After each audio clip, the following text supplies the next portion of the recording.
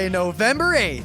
I'm Rim, Scott ran out to get Chinese food, and this is Geeknights. Tonight, we talk a bit about the most recent U.S. elections.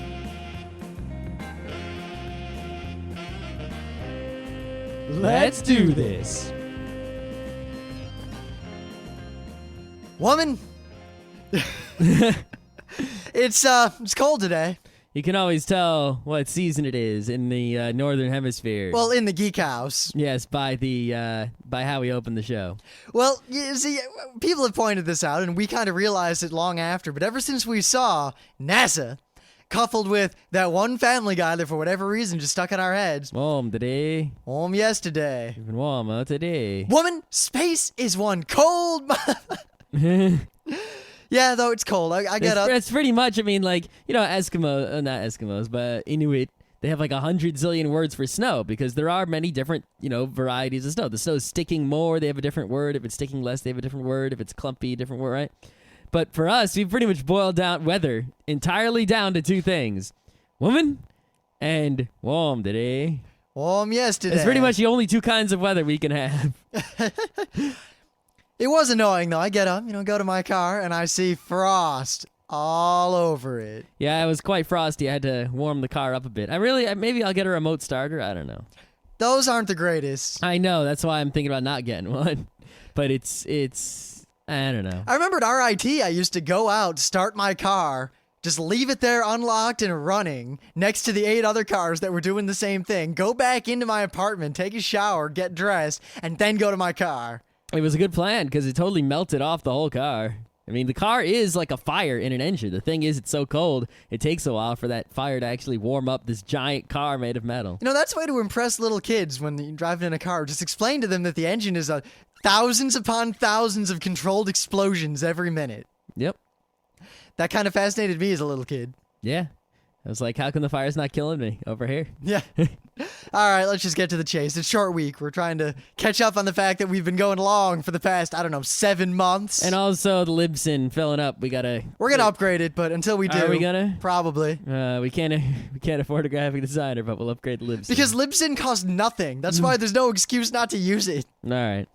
So, we always talk about, the potential of, you bought some DRM and then they fucked you over and now you paid for something and it's gone. And how a lot of our friends and people on the internet always say, but they don't actually screw you. Look, no one ever actually takes something away except for Tribes 2, but no one cares about that. Well, they didn't actually take away Tribes 2 with DRM, but... Well, they took it away... Well, almost, because you Kind had of. to authenticate with their server to run their product. Yeah, partially. And then they just took their server away and never gave any way of unlocking said product. Well, they gave away keys until there weren't any keys left. Yeah. And now you can still download the game for free, but there's no keys left. Yes, because, hence, the game is effectively unplayable. Anyway, people always talk about this with Steam. Like, I don't want to buy a game on Steam. What if Steam can screw me over? And I guess it's technically possible. They can, maybe, but... the way Steam works, I mean, you can play stuff offline and shit. Kinda. There are problems with that. There are, but like, for example, the Quake games, right? All it does is I can go into those folders and double-click on Quake.exe and it will work. That's just because those are old-ass legacy games. I'm just saying, that's how it works. It doesn't, check online too often. It's like how the old Counter-Strike was beholden to WAN. Yep. But anyway... there's some DRM there, and there's a potential, but Valve is generally trustworthy. I think that if something happened, that they would, just turn the Steam off in such a way that everyone could play all the games they had that were single-player, and they would just turn off whatever they had to pay for. Regardless, there is a potential for this in many situations. For example, the Apple iTunes action, they could just, DRM everyone away. But you don't actually see too many real-world examples of it actually happening. Someone actually turning off the DRM and everyone getting hosed. Hence, a lot of people call us technologists who rant and rail against DRM as alarmists, perhaps paranoid. That won't happen. The companies won't screw you over, blah, blah, blah. Well, Major League Baseball just did it. Now, if you don't know, it's pretty hard. I mean, one thing that TV still has going for it is that if you like sports, watching professional sports at least, TV and radio are really the only places to get at that action. You can, if you just want to listen to baseball games on the computer, it costs money. A lot of money. A ludicrous amount of money. For this is because Major League sports, particularly Major League Baseball. But also the football. Yeah. Hockey is probably one of the more liberal, and even then... Hockey is very liberal, and even then. Actually, F1 is probably the worst of all in the whole world. Funny how, despite the fact that, we need more people to watch F1, let's make it as hard as possible for young, hip people to watch our sport. Yes. Let's make it... it's obviously something people would get popular. If you notice how many videos of that get dug up on Dig compared to, say, baseballs or hockeys or anything. But they make it so hard to watch, so it can't actually take off. It's like all these people see it on Dig, and they might be interested, but can't actually watch. Well, all these industries are deathly afraid of the internet for various reasons and don't want anything to do with it unless they can charge a lot of money. Because they make all their money from sponsorships entirely. Pretty much. So if people just start distributing their videos on YouTube, they'll have no money. I mean, it's to the point where they make it impossible. And actually, I've seen a lot of people talking more and more about how basically they say that you don't have fair use rights to sports games. Yep. They've been saying that for a long time. And now there's rumblings in the legal world where people are saying, that might not be true. It's almost definitely not true. You have fair use, period. Fair use. It's in a law. It's kind of an implied right, though. It's not very clear-cut. It pretty much says fair use. What does it say, Scott? There's a list of things. The problem is Where does that list come from? Is that list in the law, or is that the opinion of someone? No, those things are in the law. Uh-huh. The thing is that those things are not like straight and narrow. They're pretty loosely interpreted by courts, which is their weakness. Anyway, the point is, these people don't want anything to do with the internet. They stay away from it as best they can, and they go after anyone who so much as talks about a baseball game on the internet. Yep. So, if you want to watch baseball, at least on the internet, you can pay money, and they will let you watch baseball on the internet. And what they just did is they turned off the DRM server. So people who paid a lot of money to watch baseball on the internet, they just turned all their baseball off. So that these people paid, they got videos, now the videos are gone.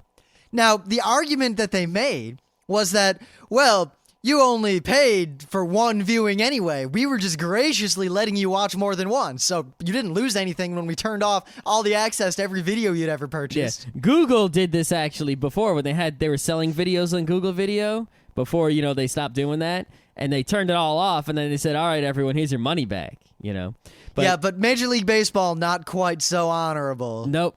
What they have, it is, though, here's a real example of someone turning off the DRM and fucking everyone over and going, ah, ha, ha, ha. However, I think the bad press on the issue, they have been forced to do something about it, and they now said that, I guess when stuff comes back up, that if you bought something, you'll get it back, but not postseason stuff. So if you bought some playoff games, you won't get those back right away. Wow. And maybe later you'll get them back when they figure out what to do with playoff stuff. Yeah. Yeah. But anyway, they did, bring something back. But the point is, DRM, you basically, it's like if I go to Best Buy and buy a bunch of DVDs and I watch them, or maybe I don't watch some of them, I watch a few of them, and then the next day the Best Buy comes over and takes all the DVDs and takes them out of my house, and then there's nothing I can do about it. DRM is a tool like any other, where you give up control over things that you have paid for or own to someone else. And you always have to think, how much do I trust this person? It's kind of like this remote-controlled gun of Damocles that's always pointed at whatever you just bought. And who do you trust with remote control? To the gun of Damocles pointed at whatever you just bought. Yeah, it's like, do I trust Valve? Kinda, mostly. Do I trust Google? Pretty much. Major League Baseball? No. No. Yeah. So, right. So, speaking of nothing to do with DRM at all, this is kind of related to our actual show more so than anything else, but on Slashdot, there's this article here. It looks like the FTC is starting to actually crack down on all those people who are just blatantly ignoring the do not call list in the United States. Good times. The problem with this is that, of course, they can't crack down on the worst offenders, i.e., the people who are not covered by the do not call list. I'm speaking specifically about politicians and quote-unquote surveys.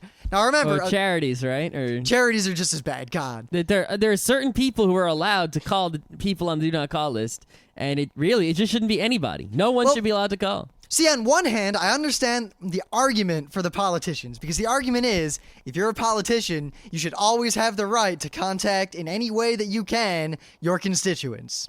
And political speech and freedom of speech and all that. And I at least understand that argument. But then they allow polling and surveys. And a lot of these polls and surveys basically come down to, how great is our product? How much money would you pay to buy this awesome product? Let me tell you more about the product so you can make a better answer to the question of, would you buy our product? Would you like to buy our product? Yeah, something like that. I just feel like this problem shouldn't exist, and it only exists because the way phones work, even with all the fancy technology and cell phones, is still pretty archaic. And while we have similar spam problems on the internet with things like email and IM, it's pretty trivial to filter that out. But I can't filter out phone calls easily. Well, you have caller ID, but... Caller ID is trivially spoofed. Yup, I mean, think about it. I went to that Transformers website, right? And I typed in Rim's phone number and I typed in my phone number. And then I chose a funny message. So some computer somewhere called Rim on the phone. Rim looked at his caller ID, thought it was me, even though I didn't call him, right? And then had a conversation with Optimus Prime. So faking caller ID is basically perfect and easy, and it's not useful as a real filter of calls. Also, there aren't many systems that will automate. I can't set up an access list for my phone with the caller ID. Yeah. That would be pretty cool, is if, like, you could have your phone set up so only people on your contacts list could call you. You can pay for services that do things to that effect. The thing is, you know, how it could only work on the caller ID. Well, how would it work if someone didn't? Actually, a lot of these services you can pay, and all incoming calls, except on a whitelist, get routed to basically a secretary who answers, figures out if they're a telemarketer or not, and then only forwards you real calls. Yeah, because I was like, what if my mom calls me collect from the middle of nowhere? I'd be like, uh-oh. You know, calling someone collect is not going to help. I'm going to find a computer somewhere and email them. It's the modern world, people. I know, but you get the point. Or I'll use my cell phone. And you might say, what if you don't have your cell phone? What if your cell phone ran out of battery and it's an emergency or something? I'll borrow any of the 1,000 cell phones nearby. Yeah, but then the caller ID won't be right and you'll be filtered. You know what I'm saying. Yeah, but I don't care. Yeah. I just really don't care. What matters to me more than anything is people not being able to call me and bother me and charge me money because I pay for my cell phone minutes. And there's no argument anyone can make that will convince me that a comprehensive do not call list should be anything other than outright immediate law. I think we should have some sort of thing where if someone calls you and they're a company of some sort, you can ask for like certain information, and then if you just report that information to some place and then you get money. And then if they ever call you again, you get more money. The other trouble is the whole problem with pre-existing business relationships, where if a company can make up some sort of fanciful notion that you have somehow ever contacted them in any way, then they can use that as a loophole to call you. The worst offender is the cable company. Like I pay for the Optimum Online cable internet services in my name, and they call me like every month, like, hey, do you want to get phone and TV too? Do you want to get phone and TV? You want to get phone and TV? We want to get phone and TV. We have a special deal. I'm like, you don't have a special deal. The triple play is this deal that you have all the time. It's nonstop. I could get it anytime I wanted. It's not a new deal. Stop calling me. I only want internet. Are you going to make my internet cheaper without making me get anything else I don't want? No, then I don't care. Go away. I remember when they used to send people out every now and then to just look at us and see if we were stealing cable because they didn't believe that we don't actually watch TV. Yeah. Well, they've stopped doing that, so maybe we should start stealing cable. Yeah. To what end? What would that... I guess we could watch South Park, but even then, we'd have to get a Smith TV set up because I'm not going to watch an ad. Yep.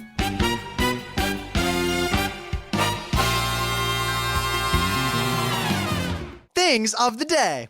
So we take CG, computer graphics and computer animation kind of for granted now, but there was a time in 1983 when computer graphics were, shall we say, in a primitive state. I remember that episode of the Muppet Babies that had some CG in it, like, oh, check this out, oh, mans. I just remember the Muppet Babies, and I would give a lot to be able to buy a DVD box set of that entire thing. Yeah, people forget that the Muppet Babies was, like, basically... I could probably make a good case that YouTube would not be what it was without Muppet Babies. Yeah, we'll do a show or something about that. About the Muppet Babies? I think we could. Okay. I think we could easily. All right. Anyway, so I found this on YouTube kind of randomly, but it is a Disney's, I guess, one of their first forays into digital animation and 3D animation ever. And specifically, they had the rights to Where the Wild Things Are.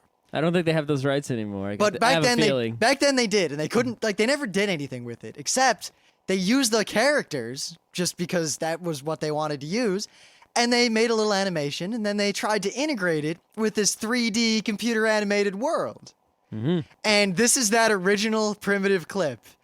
And it's very interesting to watch because the hand-drawn animation is great, and the rest of it looks like a video game from the multimedia era. Oh, man. It's pretty, it's kind of interesting, and there's a bit of stuff before they show it where they talk about why Disney animation was so great and why it was better than anyone else's animation. They had more money. Yeah. Well, no, specifically squash and stretch. Yeah. And he brings it out. He's like, yes, our characters squashed and stretched. Right. Thus they were great. Well, Emily taught me what that was. Uh-huh. Well, I have a feeling that this is sort of like also like this is like the seed that grew into the Pixar. I have a feeling. Well, the real thing I got to say though is that I really want to see Where the Wild Things Are by Disney. Oh yeah, that'd be cool. That'd be really cool. I like especially if you watch the animation from this. I'm liking Where the Wild Things Are. It's high quality. So watch this before Disney finds out it's on the internet and promptly removes it. Oh yeah, because that'll happen. So yeah. All right. Speaking of wild things, this has nothing to do with wild things. It has to do with Lord of the Rings. You can't steal my joke.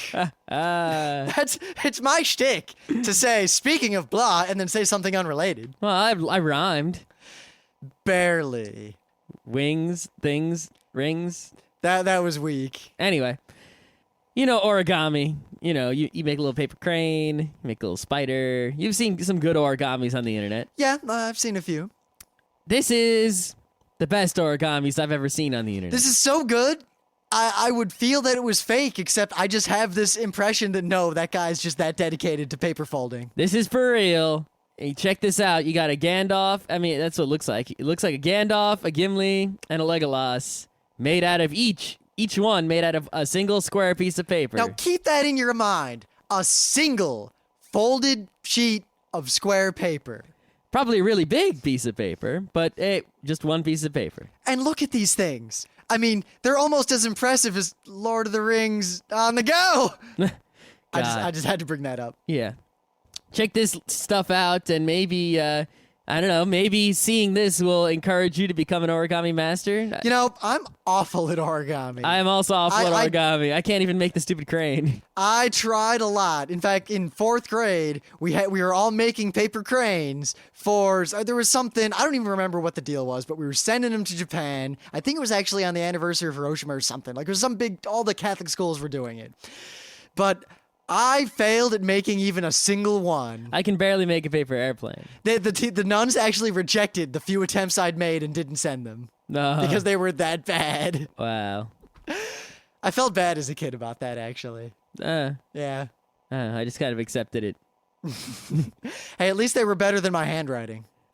No, my handwriting is... Yeah. Right. So, we're not going to talk about this at too much length, but this previous Tuesday was, in America, Election Day. But a lot of people in America seem to think that elections only happen once every 4 years, and pretty much we have an election every year for various things, but this is what we call like the super off-term election, and nothing important or big was really up in most places. Except for, mayor of the town. Oh, but remember, as far as most Americans are concerned, voting for president is the only election they even know about. The one that matters least, whereas, I'd say Congress people matters most. In America, State most congressperson is probably the most important person you vote for. Most people only vote for congressmen because they happen to be in the polls on a presidential election. Yep. In fact, state congressperson is probably the most important person you vote for that matters in your life the most, more than anyone else. Yep. At least in the U.S. But we had one of those elections, and of course, hardly anyone voted, but the election in Beacon, where we live, was actually a little bit contested. Yeah, because the existing mayor was going out, so it was no incumbents running for mayor. And there were a lot of other, important positions like county executive that were up for grabs. So, some guy who, from what I can tell from his ads, was not the greatest guy, was going up against the long-term incumbent, and Yeah, there were a lot of seats pretty much on the county and local level, all up for grabs.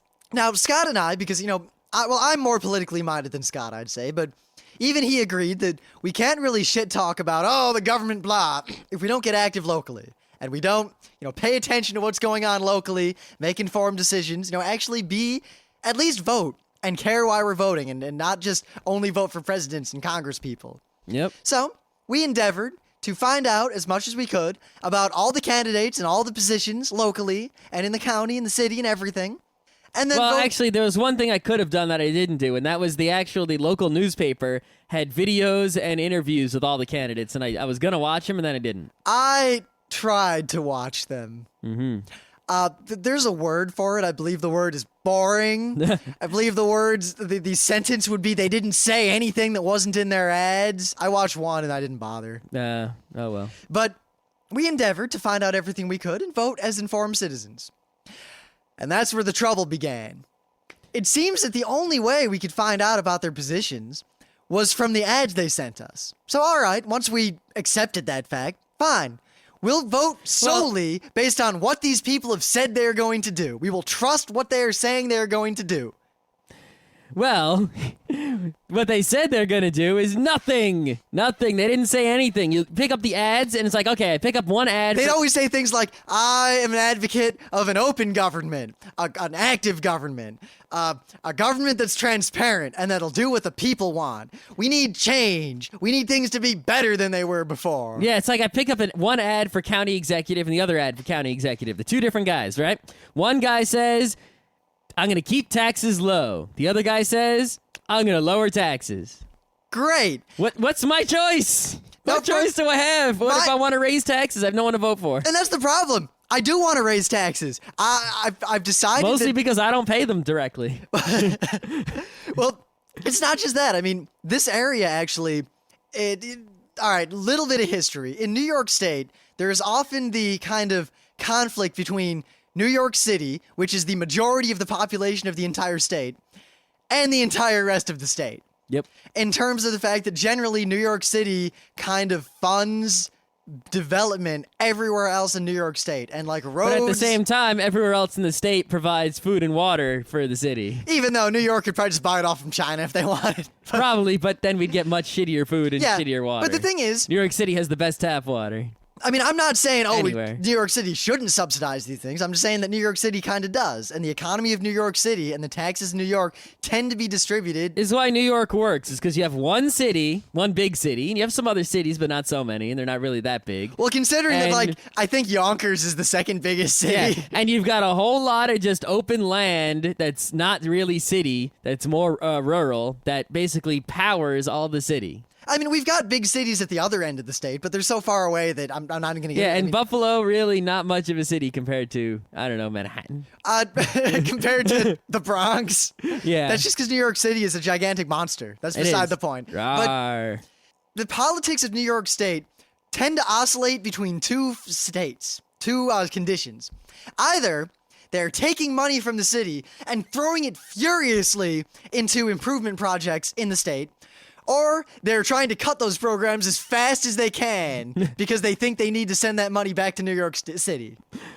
Yeah, pretty much. But lately, there's been this idea that a lot of the money has been going into very specific, targeted, I guess, local improvement programs, mostly along the Hudson River, which is where we live. Well, at least those are the ones we notice, because that's where we live. Well, no, actually, the Hudson Valley improvement projects have been taking a great deal of money, and part of that is because there's a lot of state money put aside anyway for, rivers and estuaries and drinking water and tourism, and also there's a lot of federal money for that sort of thing. And Beacon and all these cities along the river, well, at least the ones that are doing it right, have actually been using this money and improving, markedly, and the economy in upstate New York, and by upstate, I mean the mid-Hudson Valley and the Hudson Valley, has been going gangbusters lately. Relative to what it was. Relative to what it was 10 years ago. Yeah, but I mean, it's not like, oh man, everything here is awesome, but then again, it was a shithole a while ago, and now it's not. So. The thing is, it seems that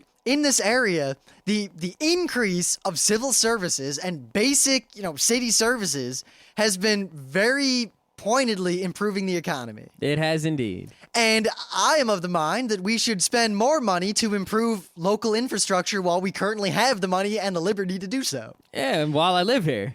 And like commuter infrastructure, everything. I want Metro North to get more money. I want there to be more buses and local transit. I want everything that makes my life better to happen. Yes, I agree. But there's the thing. It's not just I want these things. I'm willing to pay for them. Yeah, I already pay for them. I'm willing to pay more to get more because they've proven that in this one instance, in this one little area, in this one little state in America, more taxes has turned into better services that were worth the money we spent. Kind of, for the most part. But the problem is, every single candidate for every position, except the judges who didn't campaign for jack all, I felt bad about that because I actually wanted to vote for them, but I didn't it's know like anything voting about for the them. judge might matter, but the judges didn't campaign, so I didn't know which judges stood for what at all.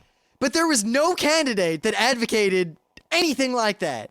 They either advocated lowering taxes or not raising taxes.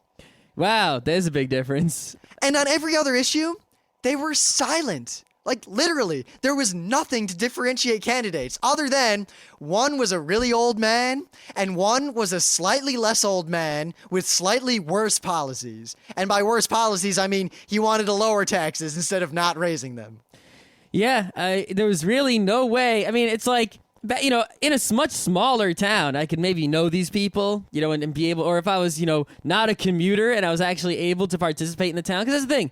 The biggest problem with town politics is the only people who can participate are people who stay home all day or people who work in town, Like, most of the guys running, like, one of the guys owned an insurance company on Main Street. Another guy owned a real estate company on the other side of town. It's the people who work in town, live in town, stay in town all day, can do town things. People who commute but happen to live here, it's pretty much impossible. I mean, sure, they keep the polls open and I can vote, which is good, I guess, sort of necessary, but I can't really do much in the town because I'm not here most of the day, even though I live here. So I can't really get involved. I can't run for anything. I can't really know these people or get to know them. And it generally sucks. I mean, these people came to our houses. Like, one time I came and I went to the front door and there was a piece of paper that said, I was here, basically. And one of the people running for mayor had stopped at the door. But I wasn't home He came to at see like him. 1 o'clock on a weekday. Clearly doesn't want to talk to the commuters. Clearly wanted to talk to homemakers and Yeah. nothing more. Because no one is going to be home at 1 o'clock in a commuter town except homemakers. In fact, it was crazy that it Or sick actually people. happened on one day. I happened to be home from work, but I was in the shower. Yeah, he came by while I was home from work when I took that week off before my new job, and That I was didn't a even different guy, I think. I didn't even hear anyone knock. I think that guy was running for county council. I don't know. I think the problem was County I legislator. wanted to vote. I wanted to be active in local politics, and then upon investigating, no candidate stood for anything. No, they were all just, I want to make the town better. I want to vote for me. Vote for me. Now, on one hand, I have taken very little issue. Like, the only complaint I It's not like had, Quimby on The Simpsons. the only complaint I had about our local government and what goes on had nothing to do with the elected people. It was a referendum, and I just think the people in the city voted stupidly. Yep. I mean, there was a referendum of some sort of, question to vote on this time, and I went in the booth, and it was like something lake, something reservoir, something. And I'm like, I read it, and I understood what it was saying, but I had no idea the places it was talking about. It was like, do you want to start getting water from this lake and stop getting water from that lake and remove state funding for this, but get state funding for that and give this to the state, but then the state will give this to us? And I was like, I don't know enough about it. I'm just not going to vote on that. Yeah, no one publicized it, so we didn't even know it was going to be on the ballot, so I didn't have time to do research. Yeah, it's like, I guess I could find out about this stuff from the local Of course, newspaper. look at the last two referendums we had. One was,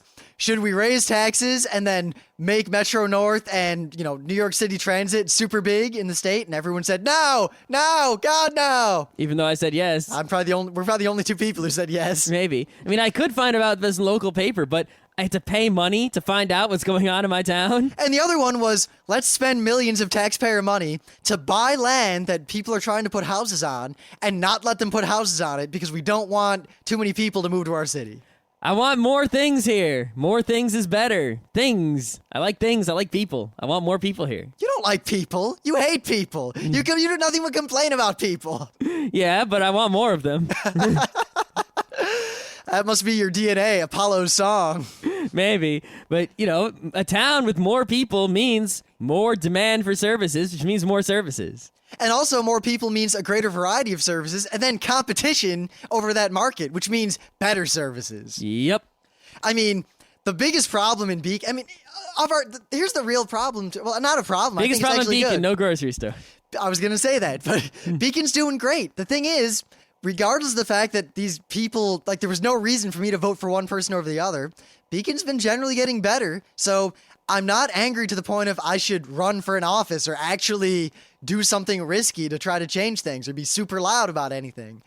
But at the same time, there are things that could be better that just don't get better because no one cares but me. And if I want to do something about it, I'm screwed because I'm a commuter who spends 4 hours a week podcasting. Though actually, Scott and I are really thinking about, as soon as we get time, maybe over the holidays we'll set this up, of forming a local political action committee.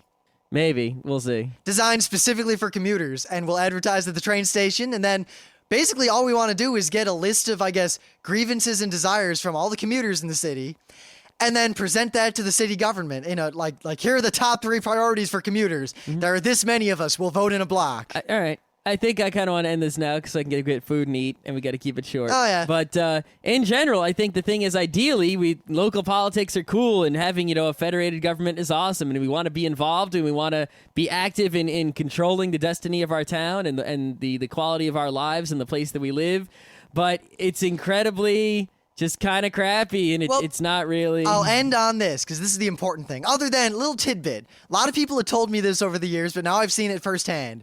Generally, locally in the U.S., Republicans and Democrats are reversed. Are they really? It's like, if you want the stuff that Democrats want nationally, that's the same thing that Republicans want locally, and vice versa. Well, it kind of makes sense because Republicans are all about, I guess theoretically on paper, they're more states' rights, more local power, less federal power, and Democrats are more federal power, less local power. So if you really want just a more powerful government across the board, if you vote for Republicans in your state and your town, and you vote for Democrats in the federal place, then you're just going to get a more powerful government in every possible location, on paper. Think of that what you will. Yeah, on paper, though. That's not the way it really turns out. Yeah. But that's the way it is in the social studies textbook, which does not match reality. But 2, I decided after getting a phone call from a fucking auto dialer that how I was going to vote, because it didn't matter anymore at any rate, was just I was going to keep track of any candidate that called me with an auto dialer on my cell phone and just not vote for them.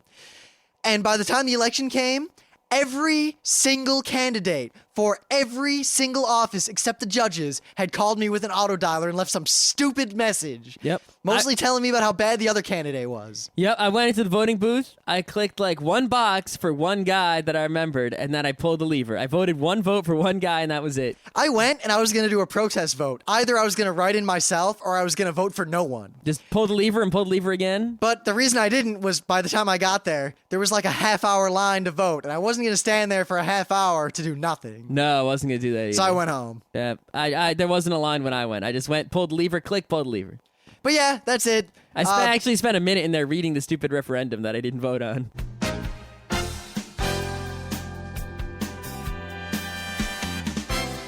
This has been Geeknights with Rim and Scott. Special thanks to DJ Pretzel for the opening music. Be sure to visit our website at www.frontrowcrew.com, where you'll find show notes, links, our awesome forum, a link to our Frapper map, and links to all the RSS feeds. We say feeds plural because Geeknights airs 4 nights a week, covering 4 different brands of geekery. Mondays are science and technology. Tuesdays, we have video games, board games, and RPGs. Wednesdays are anime, manga, comic nights. And Thursdays are the catch-alls for various rants and tomfoolery. You can send us feedback by email to geeknights@frontrowcrew.com. Or you can send audio feedback via Odeo. Just click the link that says Send Me an Odeo on the right side of our website. If you like what you hear, you can catch the last 100 episodes in iTunes or in your favorite podcatcher. For the complete archives, visit the website, which has everything. Geeknights is distributed under a Creative Commons Attribution Non-Commercial Share-alike 2.5 license. This means you can do whatever you want with it as long as you give us credit, don't make money, and share it in kind. Geeknights is recorded live with no studio and no audience. But unlike those other late shows, it's actually recorded at night.